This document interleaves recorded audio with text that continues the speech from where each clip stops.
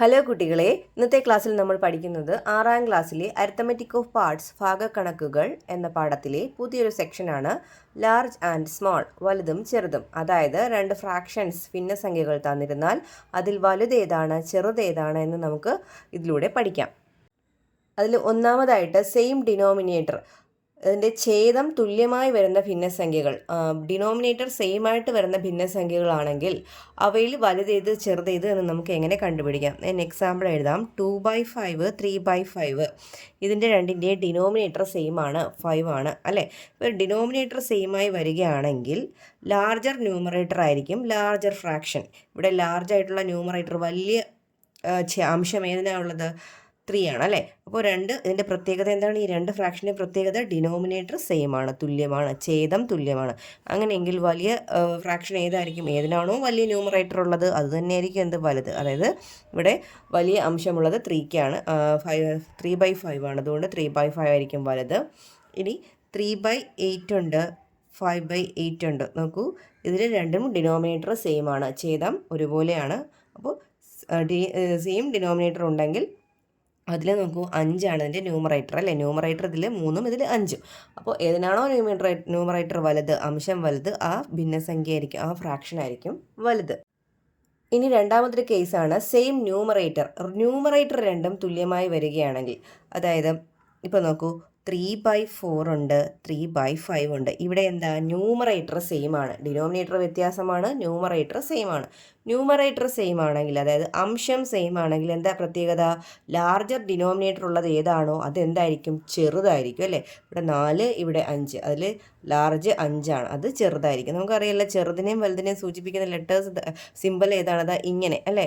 ഇങ്ങനെ ഈ തുറന്നിരിക്കുന്ന ഭാഗം എന്തിനെ സൂചിപ്പിക്കുന്നതാണ്? ലാർജും. ഇങ്ങനെ ഈ കൂടിച്ചേർന്നിരിക്കുന്ന ഭാഗം എന്തിനെ സൂചിപ്പിക്കുന്നതാണ്? സ്മോളും അല്ലേ. 1 ലെസ് ദാൻ 10 അല്ലേ. 10 വലുതാണ്, അപ്പോൾ നമ്മൾ ലാർജ്, ആ തുറന്ന ഭാഗം അങ്ങോട്ട് നിൽക്കണം. ചെറുതിനെ സൂചിപ്പിക്കാൻ ഈ കൂടിച്ചേർന്ന ഭാഗം നിൽക്കണം അല്ലേ. അപ്പോൾ സെയിം ഡിനോമിനേറ്റർ ആണെങ്കിൽ രണ്ട് ഫ്രാക്ഷൻസിന്, രണ്ട് ഭിന്നസംഖ്യകൾക്ക് ഒരേ അംശമാണ് വരുന്നതെങ്കിൽ അതിൽ ഏതിനാണോ ഛേദം വലുത്, അതായത് ഡിനോമിനേറ്റർ ഏതിനാണോ വലുത് അത് ചെറിയ ഭിന്നസംഖ്യ ആയിരിക്കും. ഓക്കെ, രണ്ട് കേസുകൾ പഠിച്ചു. സെയിം ഡിനോമിനേറ്റർ വന്നാൽ, തുല്യമായിട്ടുള്ള ഛേദങ്ങൾ വന്നാൽ ഏതിനാണോ വലിയ ന്യൂമറേറ്റർ അതായിരിക്കും വലുത്. ഇനി സെയിം ന്യൂമറേറ്റർ ആണെങ്കിലോ ഏതിനാണോ ഡിനോമിനേറ്റർ വലുത് അതെന്തായിരിക്കും? ചെറുതായിരിക്കും. ഇവിടെ രണ്ട് ഫ്രാക്ഷൻസ് കൊടുത്തിട്ടുണ്ട്. ഇവിടെ ന്യൂമറേറ്ററും തുല്യമല്ല, ഡിനോമിനേറ്ററും തുല്യമല്ല. അപ്പോൾ നമ്മൾ എന്താക്കണം? ഡിനോമിനേറ്റർ സെയിം ആക്കി മാറ്റാം. 1/2നെ നമുക്ക് 3 കൊണ്ട് ഇൻറ്റു ചെയ്താൽ 3/6 എന്ന് എഴുതാൻ പറ്റും. 3/6, 3 × 1 3, 3 × 2 6. അതുപോലെ 2/3യെ 2 കൊണ്ട് നമുക്ക് ഇൻറ്റു ചെയ്താൽ 4/6 എന്ന് ആക്കാം അല്ലേ. അപ്പോൾ രണ്ട് നമുക്ക് തന്നിരുന്ന രണ്ട് ഫ്രാക്ഷനും മാറി. 1/2ന് പകരം 3/6 എന്നും 2/3ക്ക് പകരം 4/6 എന്നും എഴുതാം അല്ലേ. അപ്പോൾ 3/6ഉം 4/6ഉം നോക്കുമ്പോൾ ഇതിൽ ഡിനോമിനേറ്റർ രണ്ടും സെയിം ആണ്. ഏത് ഫ്രാക്ഷനാണ് വലുത്? അതിൻ്റെ രണ്ടിൻ്റെയും ഡിനോമിനേറ്റർ സെയിം ആണ്. അതിൽ ഏതാണ് വലിയ ന്യൂമറേറ്റർ? 4 അല്ലേ. അപ്പോൾ ഇതായിരിക്കും വലുത്, 4/6 ആയിരിക്കും വലുത്. അതായത് 4/6 ഏതിനെ മാറ്റിയതാണ്? 4/6 2/3 മാറ്റിയതല്ലേ 4/6. അപ്പോൾ 2/3 ആയിരിക്കും വലുത്. 1/2 എന്താണ്? ചെറുതാണ്. First question, find the larger and smaller of each pair of fractions below and write this using the symbol. ചുവടെയുള്ള ഓരോ ജോഡി ഭിന്നസംഖ്യകളിലും വലുതും ചെറുതും ഏതാണെന്ന് കണ്ടുപിടിച്ച് ചിഹ്നം ഉപയോഗിച്ച് എഴുതുക. പേജ് നമ്പർ 66-ലെ ഒന്നാമത്തെ ചോദ്യം എന്താണ്? Find the larger and smaller of each pair. താഴെ തന്നിരിക്കുന്ന ഓരോ ജോഡി ഫ്രാക്ഷൻസിലെയും ഭിന്നസംഖ്യകളിലെയും വലുതും ചെറുതും തിരിച്ചറിഞ്ഞതിന് ശേഷം സിമ്പൽ ഉപയോഗിച്ച് എഴുതാനാണ്. ഒന്നാമത് തന്നിരുന്നത് 2/5ഉം 3/5ഉമാണ്. നമ്മൾ എന്താ പഠിച്ചത്? ഡിനോമിനേറ്റർ സെയിം ആണോ ന്യൂമറേറ്റർ സെയിം ആണോ നോക്കുക, ഛേദമോ അംശവും തുല്യമാണോ നോക്കുക. ഇവിടെ നമുക്ക് ഛേദം തുല്യമായിട്ടുണ്ട്, ഡിനോമിനേറ്റർ തുല്യമാണ്. അപ്പോൾ അതിൽ ഡിനോമിനേറ്റർ തുല്യമാണെങ്കിൽ അതിൽ ഏതിൻ്റെ ന്യൂമറേറ്ററാണ് വലുത്? 3 അല്ലേ വലുത്. 2 ഉണ്ട് 3 ഉണ്ട്, ഏതാ വലുത്? 3 ആണ് വലുത്. അപ്പോൾ ആ ന്യൂമറേറ്റർ വലുതായ ഫ്രാക്ഷൻ ആയിരിക്കും വലിയ ഫ്രാക്ഷൻ. അപ്പോൾ തുറന്ന ഭാഗം ഇങ്ങോട്ടിടുക. അതായത് വലിയ ഫ്രാക്ഷൻ ഏതാണ്? 3/5 ആണ്.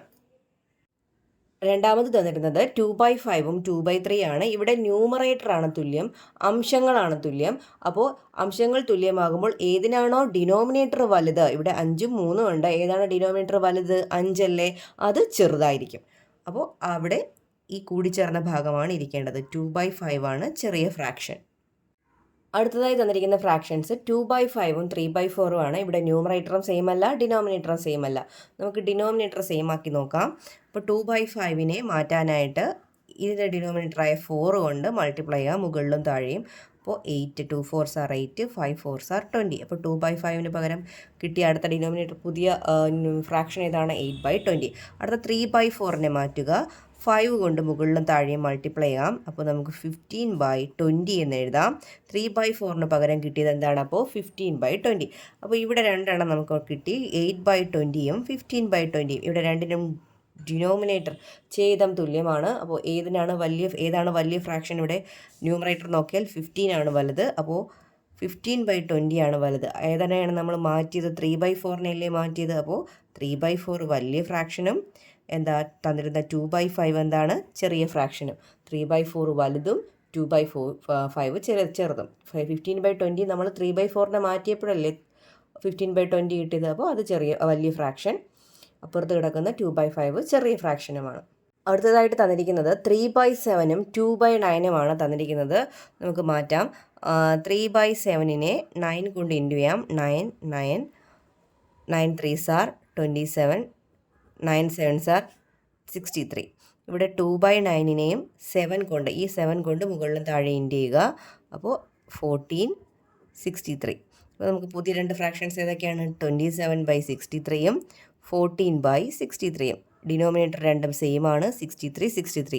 അതിൽ വലിയ ന്യൂമറേറ്റർ ഏതാണ്? 27. അപ്പോൾ അതായിരിക്കും വലിയ ഫ്രാക്ഷൻ. 27/63 ഏത് മാറ്റിയപ്പോൾ കിട്ടിയതാണ്? നമുക്ക് 3/7 മാറ്റിയപ്പോൾ കിട്ടിയതാണ്. അപ്പോൾ 3/7 ആണ് വലിയ ഫ്രാക്ഷൻ. 2/9 എന്താണ്? ചെറിയ ഫ്രാക്ഷൻ. 14/63 ഏതായിരുന്നു? 2/9 ആയിരുന്നു. അടുത്തത് അഞ്ചാമത് തന്നിരിക്കുന്ന ഫ്രാക്ഷൻ 2/7, 3/8 ആണ്. ഇതിൽ നമുക്ക് നോക്കാം. ഇതിനെ നമുക്ക് ഡിനോമിനേറ്റർ സെയിം ആക്കാം. 2/7നെ 8 കൊണ്ട് മൾട്ടിപ്ലൈ ചെയ്യുക, മുകളിലും താഴെയും.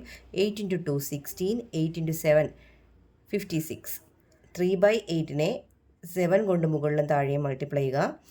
3 × 7 21, 8 × 7 56. അപ്പോൾ രണ്ട് ഫ്രാക്ഷൻ എഴുതുക. 16/56, 21/56. ഇതിൽ ഏതാണ് വലുത്? 21/56 ആണോ 16/56 ആണോ? രണ്ടിനും ഡിനോമിനേറ്റർ സെയിം ആണ്. അതിൽ വലിയ ന്യൂമറേറ്റർ 21 ആണ്. അപ്പോൾ 21 ആണ്. 21 അംശമായിട്ട് വരുന്നതാണ് വലിയത് അല്ലേ. 21/56 ഏതായിരുന്നു? 3/8 അല്ലേ. അപ്പോൾ 3/8 വലുതും 2/7 എന്താണ്? ചെറുതും. ഇതിൽ നമുക്ക് മാറ്റാം, സെയിം ഡിനോമിനേറ്റർ ആക്കാം. നമുക്ക് ന്യൂമറേറ്റർ വേണമെങ്കിലും സെയിം ആക്കാം കേട്ടോ. എങ്ങനെ ചെയ്താലും ആൻസർ ശരിയായിരിക്കും. ഇതിൽ ഞാൻ ന്യൂമറേറ്റർ ചെയ്ത് കാണിച്ചു തരാം. ഇതിലിപ്പോൾ ന്യൂമറേറ്റർ ഇവിടെ 4 ആണ്, ഇവിടെ ന്യൂമറേറ്റർ 3 ആണ്. അപ്പോൾ ഈ ഫ്രാക്ഷനെ 3 കൊണ്ട് ഇൻറ്റു ചെയ്യാം. 4/9 × 3, മുകളിലും താഴെയും 3 കൊണ്ട് ഇൻറ്റു ചെയ്യുക. 3 × 4 എത്രയാണ്? 12. 3 × 9 27. ഓക്കെ. ഇനി ഈ ഫ്രാക്ഷനെ 3/8നെ ഇതിൻ്റെ ന്യൂമറേറ്ററായ 4 കൊണ്ട് ഇൻറ്റു ചെയ്യുക. 4 3s are 12, 4 8s are 32. രണ്ട് ഫ്രാക്ഷൻ കിട്ടിയല്ലോ. പുതിയ ഫ്രാക്ഷൻസ് ഏതൊക്കെയാണ്? 12/27ഉം 12/32. ഇതിൻ്റെ 12/32. ഇതിൻ്റെ ന്യൂമറേറ്റർ രണ്ടും സെയിം ആണ് അല്ലേ. അംശം രണ്ടും തുല്യമാണ്. അപ്പോൾ അംശം രണ്ടും ന്യൂമറേറ്റർ തുല്യമാണെങ്കിൽ ഏതായിരിക്കും അതിൻ്റെ പ്രത്യേകത? വലുതേത് ചെറുതേത്? ന്യൂമറേറ്റർ തുല്യമാണെങ്കിൽ ഏതിനാണോ ഡിനോമിനേറ്റർ കൂടുതൽ അതേതായിരിക്കും? ചെറുതായിരിക്കും അല്ലേ. അപ്പോൾ ഈ 12/32 ചെറിയ ഫ്രാക്ഷനും 12/27 വലിയ ഫ്രാക്ഷനും ആയിരിക്കും. 12/32 ഏതാണ്? 3/8 ആണ് 12/32.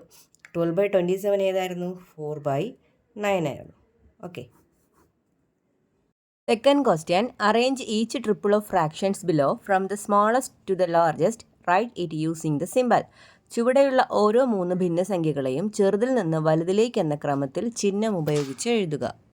രണ്ടാമത്തെ ചോദ്യം, arrange each triple of fractions below from the smallest to the largest with right using the symbols. അതായത് 3 ഫ്രാക്ഷൻസ് നമുക്ക് തന്നിട്ടുണ്ട്. ഇവയെ ചെറുതിൽ നിന്ന് വലുതിലേക്ക് സിമ്പിൾ ഉപയോഗിച്ച് എഴുതാനാണ്.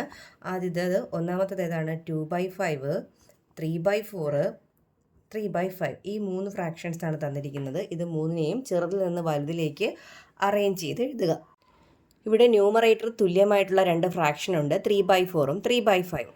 അപ്പോൾ അതിൻ്റെ ഡിനോമിനേറ്റർ വലുത് ഏതാണോ അത് ചെറുതായിരിക്കും അല്ലേ. അപ്പോൾ 3/5 ചെറിയ ഫ്രാക്ഷനാണ്. 3/5 ചെറിയ ഫ്രാക്ഷനാണ്. നമുക്ക് തിരിച്ചെഴുതിയാൽ എങ്ങനെ എഴുതാം? 3/5 ചെറുതും 3/4 വലുതും. രണ്ടും സെയിം തന്നെയാണ്. 3/5 ചെറുതും 3/4 വലുതും. ഇനി നമുക്ക് 2/5 എടുത്ത് ചെക്ക് ചെയ്യാം. ഈ 2/5ലും 2/5ഉം 3/5ഉം കൂടെ എടുക്കാം. 2/5ഉം 3/5ഉം. കാരണം ഇതിൻ്റെ രണ്ടിൻ്റെയും ഡിനോമിനേറ്റർ എന്താണ്? സെയിം ആണ്. ഡിനോമിനേറ്റർ സെയിം ആണെങ്കിൽ എന്താണ്? ഏതിനാണോ ന്യൂമറേറ്റർ കൂടുതൽ അതായിരിക്കും വലുത്. അതായത് 3/5 വലുതാണ്. 2/5നേക്കാൾ വലുതാണ് ആര്? 3/5. അപ്പോൾ 2/5 എവിടെ ഇട്ട് കൊടുക്കണം? ലെഫ്റ്റിലല്ലേ ഇടാനുള്ളത്. 2/5നേക്കാൾ വലുതാണ് 3/5.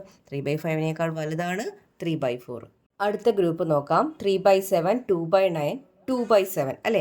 ഇതിൽ രണ്ടെണ്ണം നമുക്ക് എടുക്കാം. 2/9ഉം 2/7ഉം എടുത്താൽ ഇവിടെ രണ്ടിനും ഡിനോമിനേറ്റർ വ്യത്യസ്തമാണ്. ന്യൂമറേറ്റർ ഈക്വൽ ആണ്. ന്യൂമറേറ്റർ തുല്യമാണെങ്കിൽ ഏതിനാണോ ഡിനോമിനേറ്റർ വലുത് അത് ചെറുതായിരിക്കും അല്ലേ. അപ്പോൾ 2/9 ചെറുതും 2/7 വലുതും. ഇനി അടുത്ത് നമുക്ക് 3/7ഉം 2/7ഉം എടുക്കാം. 3/7ൻ്റെ 2/7ഉം ഡിനോമിനേറ്റർ തുല്യമാണല്ലോ.